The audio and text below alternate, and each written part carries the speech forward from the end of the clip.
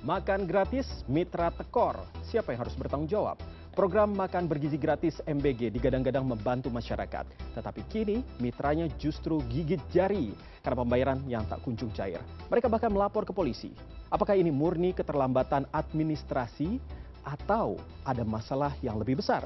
Lalu bagaimana seharusnya negara dan pengelola program bertindak agar tidak ada pihak yang dirugikan? Kita akan mengulasnya bersama pakar kebijakan publik Trubus Radiansyah. Halo, selamat malam Pak Trubus. Apa kabar Pak Trubus?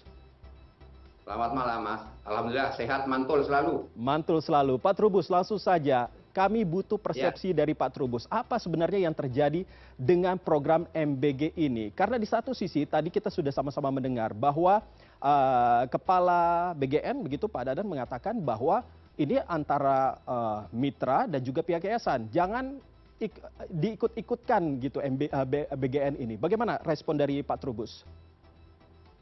Iya, saya melihat ini ada persoalan di dalam tata kelola, Mas. Karena kan sesungguhnya BGN ketika menerima apa itu yayasan gitu harusnya sudah mengecek yayasan ini memiliki peralatan tersendiri atau dia bekerjasama dengan mitra lagi. Kan ini yang terjadi sebenarnya kan ternyata yayasan itu punya mitra kan. Bu Ira ini kan salah satu mitra. Namun demikian sesungguhnya karena ini kebijakan merupakan prioritas dari Pak Prabowo, sehingga harusnya itu keterlibatan publik kan sangat diharapkan. Nah, kehadiran Bu Ira ini kan sebenarnya bagian dari pelibatan publik dalam rangka kelancaran program MBG.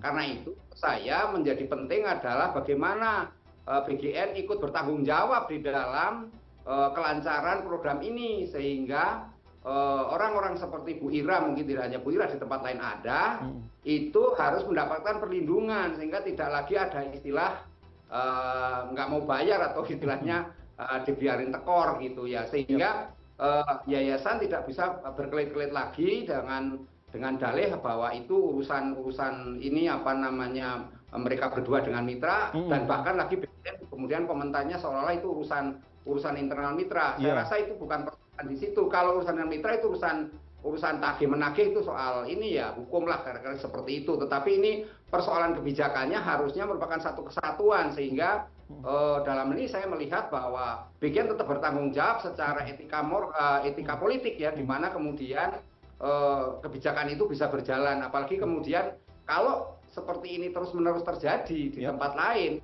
maka target-target kita untuk sampai 82,9 juta nanti sampai November nanti itu tidak akan tercapai, Mas, gitu. Apalagi kalau kemudian kasus-kasus semacam ini kan baru satu yang istilahnya mengemuka, mungkin juga ada yang lain yang sampai hari ini belum muncul ke publik kan, dan ini kita melihat anggap saja sebagai fenomena gunung es yang kemudian mungkin di dalamnya masih ada lagi yang kemudian akan beruntun. Saya rasa ini memang menjadi pelajaran bersama bagaimana kemudian pengelolaan BGN, pengelolaan MBG ini harus transparan, terbuka, kemudian juga akuntabel, di mana melalui pengawasan yang ketat, yayasan-yayasan ataupun lembaga apa saja yang ikut berkontribusi harus betul-betul diawasi secara ketat, sehingga tidak lagi terjadi semacam ini istilahnya saling lempar tanggung jawab, lepas tangan, dan seolah-olah BGN dalam ini Badan Gizi Nasional kemudian menyerahkan seolah itu urusan internal antar mitra sendiri gitu loh, Mas. Nah, pihak mitra dapur sendiri ini kan sedang melapor ke pihak kepolisian. Seberapa kuat posisi mereka dalam hal hukum tersebut? Apakah mereka bisa menuntut dengan jelas dan akhirnya hak mereka itu bisa didapatkan kembali? Nah, ini agak sulit, Mas, karena kan kalau lihat perjanjiannya itu kan berarti antara yayasan dengan BGN kan itu. Jadi dalam Bu ini posisi Bu Ira kan sebagai mitra kan, mitra dapur itu sendiri. Tetapi kan persoalannya kita tidak tahu perjanjiannya seperti apa di antara keduanya. Kalau dulunya ada perjanjian tertulis misalnya, di mana kemudian pembagiannya jelas, transparan, dan istilahnya bisa dipertanggungjawabkan, bisa saja Bu Iranya ini bisa mempunyai posisi menang. Tetapi ini saya rasa akan harusnya penyelesaiannya sifatnya di luar hukum, artinya diselesaikan secara musyawarah mufakat, di mana antara yayasan dengan pihak Bu Ira sendiri. Tapi kalau kemudian ini Bu Ira menggugat ke pengadilan, memang ini potensinya jadi lebih membesar. Karena apa? Karena bisa saja nanti pihak yayasan akan memberikan sebagaimana yang di ini, bisa saja tidak. Kalau tidak kan berarti masih panjang ceritanya. Sementara bagaimana juga Bu Ira juga harus harus mempertanggungjawabkan uang yang sudah dikeluarkan kan dalam hal ini. Karena apa? Karena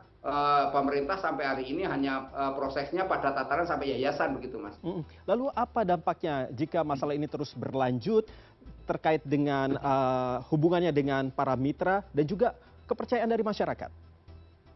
Iya, menurut saya ini dampaknya sangat sangat signifikan, Mas, di mana kemudian program MBG ini tidak bisa berjalan lancar, artinya banyak hambatan, kendala nantinya. Sementara target-target ditetapkan oleh Presiden sampai 82,9 juta sampai November nanti, itu kan berarti memang membutuhkan istilahnya dapur-dapur MBG ataupun yayasan-yayasan atau mitra-mitra lah yang kemudian jumlahnya jauh lebih banyak lagi gitu.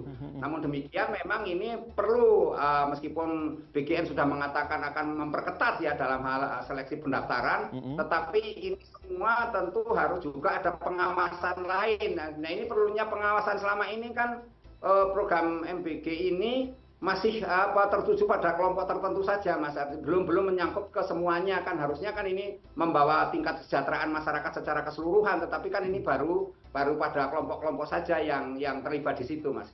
Berarti ini artinya bahwa memang untuk pengawasan ini masih jauh dari apa yang kita harapkan begitu yang dilakukan oleh pemerintah.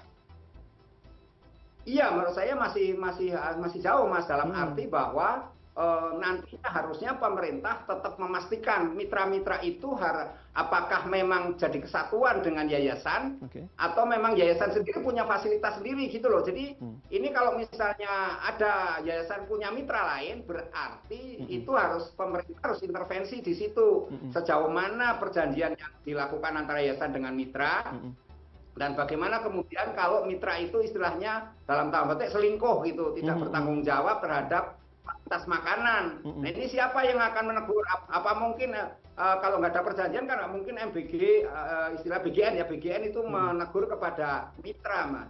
Karena itu kan harus yayasan kan, berarti yayasan yang menegur. Tetapi kalau yayasan yang menegur, kalau misalnya yayasan itu ada kong kali kong dengan mitra, sulit juga kan pemerintah atau BGN untuk mengintervensi kan gitu. Jadi ini yang harus dilakukan mulai sekarang adalah bagaimana pembenahan tata kelolanya, Mas. Di samping pengawasan yang ketat, sekaligus juga ada semacam enforcement yang harus dilakukan agar program ini berjalan sesuai dengan yang dicita-citakan oleh Astagita itu sendiri gitu, Mas.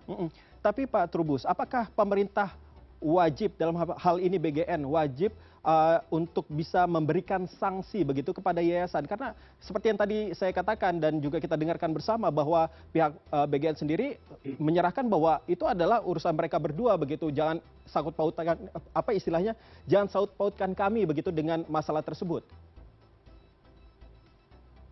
Iya, ini kan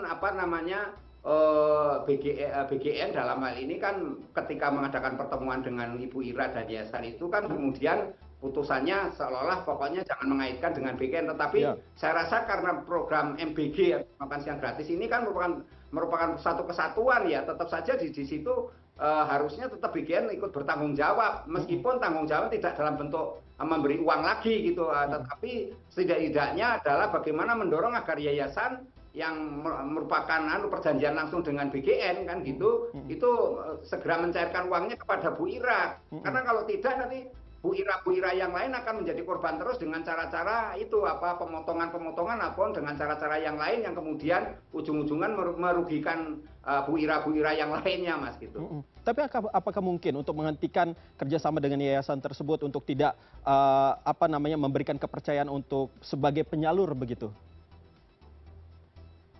Iya bisa saja sebenarnya, karena itu kan tergantung political will, Mas. Kalau memang BGN itu mau melakukan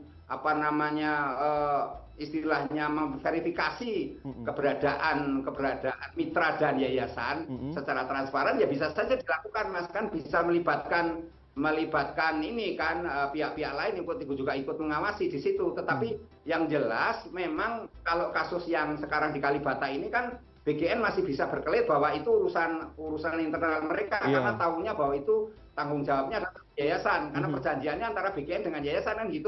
Tetapi kan persoalannya kemudian ketika ada muncul ini seolah BGN mengatakan saya tidak tahu bahwa di situ ternyata yayasan punya mitra-mitra yang lain. Nah ini kan seolah jadi melempar tanggung jawab, tetapi yang jelas harusnya ketika mereka mendaftar itu BGN sudah tahu bahwa yang namanya yayasan itu punya mitra gitu. Yayasan tidak punya sendiri alat-alatnya sendiri gitu loh Mas. Oke, dan hal ini sudah terjadi dan kita tidak tahu bagaimana di luar sana apakah juga ada mengalami hal yang sama atau tidak. Nah, dari Pak Trubus sendiri, bagaimana agar program ini tetap berjalan dan terus bisa mengembalikan kepercayaan bagi para mitra dan juga masyarakat yang sudah mungkin setelah melihat kasus ini menjadi berpikir negatif begitu terhadap program makan bergizi gratis? Iya, menurut saya kedepannya memang istilahnya BGN Badan Gizi Nasional sebagai penanggung jawab itu kan nanti kan masih berjangka panjang. Paling tidak kalau target November itu 82,9 juta, termasuk di dalamnya tidak hanya anak sekolah tetapi juga untuk ibu menyusui dan ibu hamil dan mungkin lansia juga yang akan dikembangkan. Berarti kan di situ harus ada mitra-mitra yang begitu banyak yang harus terlibat, dan di dalamnya juga mungkin kalau mudah-mudahan mitranya juga ada yayasan itu sendiri. Jadi nanti harus memastikan bahwa mitra itu tidak ada yang lain, hanya yayasan itu gitu loh. Jadi nanti tidak ada lagi yayasan yang sifatnya mensubkontrakkan kepada pihak kedua gitu atau pihak ketiga. Jadi dalam hal ini semuanya menjadi tanggung jawab yayasan. Jadi nanti kalau mau pemerintah jangan sekali lagi berurusan lagi dengan mitra, tapi urusannya dengan yayasan, dan yayasan itu harus pasti memang dia memiliki peralatan, memiliki SDM dan memiliki juga segala infrastruktur sesuai dengan ketentuan yang sudah ditetapkan oleh BGN. Di samping juga kepastian mengenai jenis kualitas makanan yang istilahnya terkontrol, terkendali, dan melalui pengawasan juga yang ketat. Dan ini juga bagaimana kemudian nanti BGN juga mendorong agar ada keterlibatan pihak lain. Dalam hal ini mungkin konteksnya adalah keterlibatan masyarakat di sekitar sekolah itu, tentu dengan yayasan-yayasan yang nanti bekerjakan, didorong agar yayasan juga melibatkan banyak pihak di dalamnya gitu loh Mas. Oke, baik. Makan bergizi seharusnya menyehatkan, bukan malah bikin mitra sakit kepala ya Pak ya. Program sosial seperti ini hanya bisa berhasil kalau semua pihak di dalamnya juga diperlakukan adil, termasuk mereka yang bekerja di balik layar, para mitra penyedia makanan, karena kepercayaan dibangun bukan hanya dari janji tapi dari komitmen yang telah ditepati. Terima kasih Pak Trubus sudah berbincang dengan kami. Semoga hal ini menjadi hal yang terakhir begitu ya, tidak ada permasalahan lagi di kemudian hari.